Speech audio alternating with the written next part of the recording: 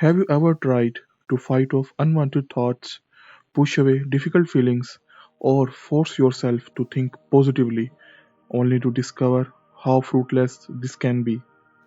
Psychological research confirms that battling your mind often backfires, making unwanted thoughts and feelings even stronger. But what if there was another way? By learning six key mental shifts, you can develop the flexibility to handle life's challenges while staying true to what matters most. Think of it like learning to dance with your thoughts instead of wrestling them.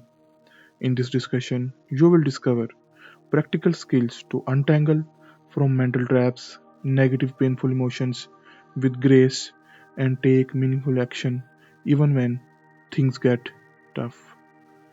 When Maya found herself worrying about an upcoming presentation, she tried what most of us do. She told herself to stop worrying, and the worry got louder. So she tried harder to push it away, and the anxiety grew even stronger. She found herself caught in a feedback loop that amplified her anxiety to the red line. Does that sound familiar? Feedback loop from the hell, isn't it? Your mind is doing exactly what it evolved to do, trying to protect you by pointing out every possible danger or problem on the horizon. When you treat these thoughts as threats that need to be eliminated, you are telling your brain that these dangers are real and need even more attention. It's like trying to force yourself not to think about pink elephants. Suddenly, they are everywhere. Consider Jamal, who struggled with feelings of not being good enough. The more he tried to convince himself that these thoughts were wrong, the more examples his mind found to prove they were right. Fighting with your thoughts is like quicksand. The harder you struggle, the deeper you sink. So, what's the alternative here? What's the solution after all? Instead of battling your mind, you can learn to relate to your thoughts differently. When Aisha noticed herself thinking, I can't handle this, she now follows up with a simple phrase, I am having the thought that I can't handle this. Look, this small shift helps her see thoughts as passing mental events rather than absolute truths. To put this into practice for yourself, start small. The next time you are stuck in a loop of unwanted thoughts, imagine them as clouds passing across the sky of your mind. You do not need to chase them away or grab onto them, just notice them floating by. Or picture your thoughts as cars on a train.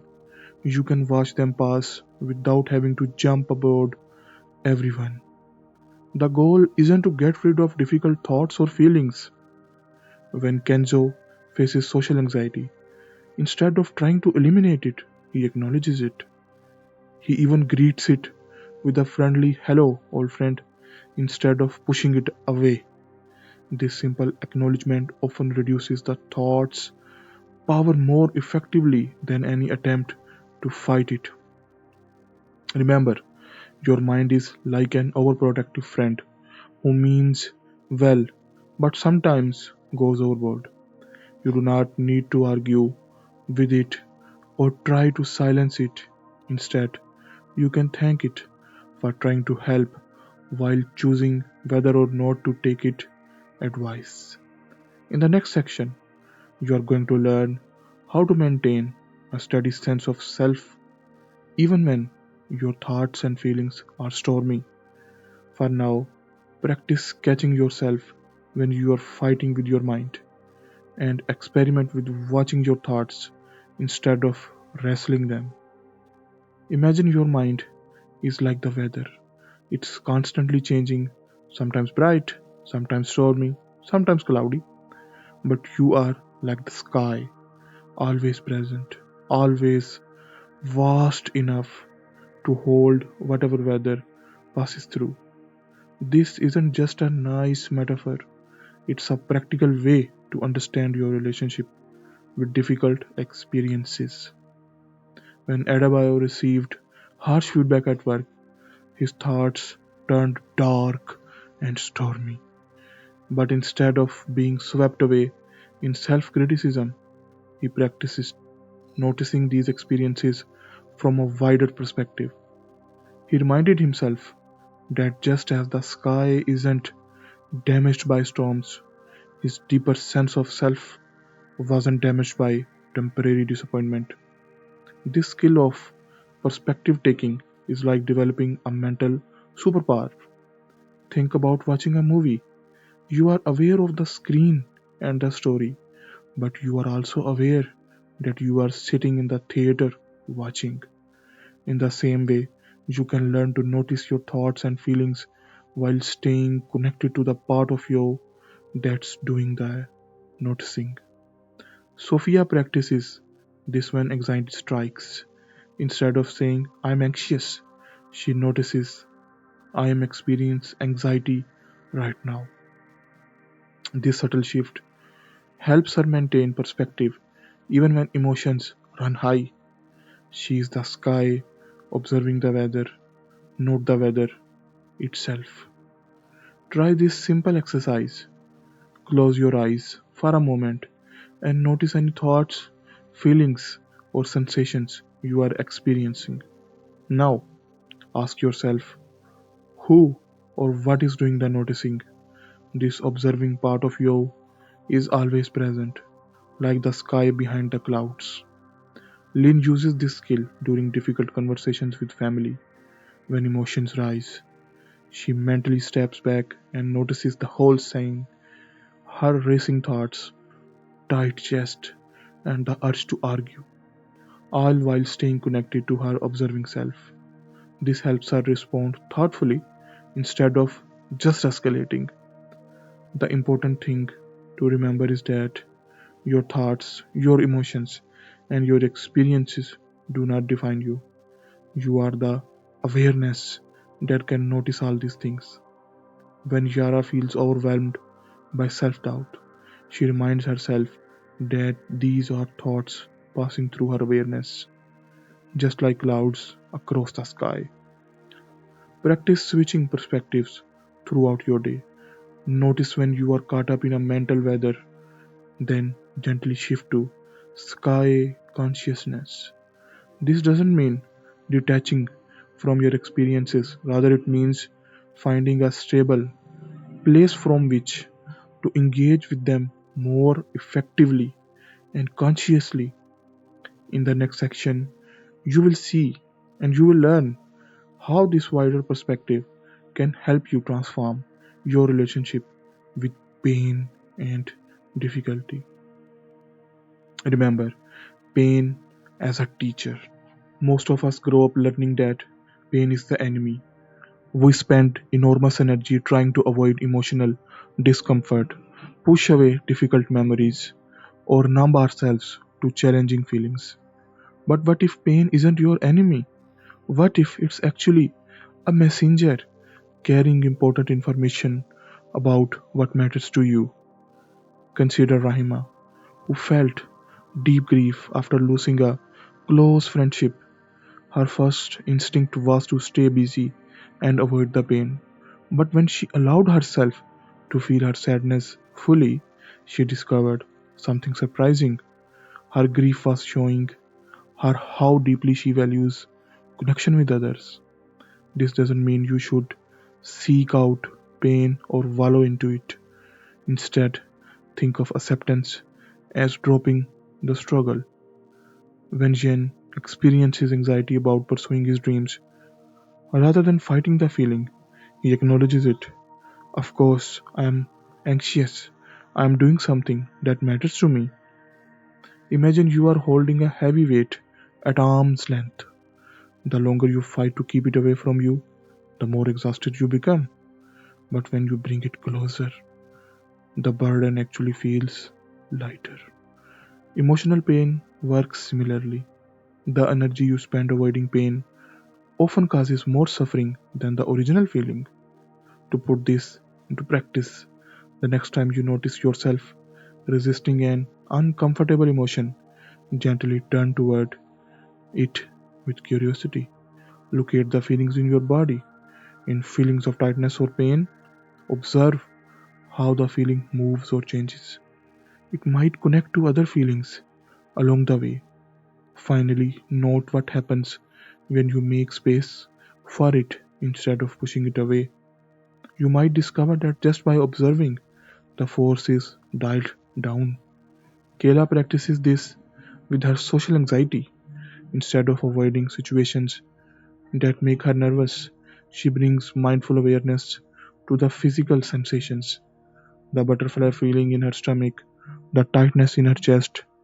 By accepting these sensations rather than fighting them, she often finds they become more manageable.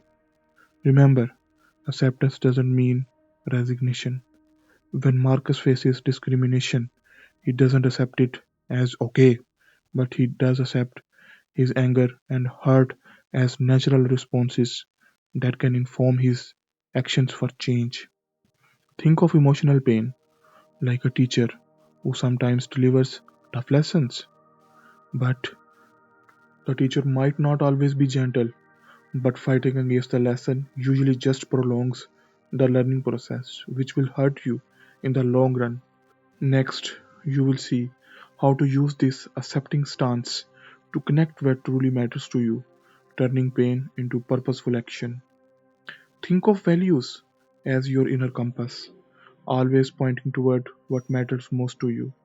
Unlike goals, which you can check off and complete, values are ongoing directions you can move toward throughout your life. Like the North Star, they do not signify a destination but offer a consistent direction to follow. When Elena felt stuck in her career, she tried something different from just setting new goals. She asked herself a simple question, a simple but very insightful question.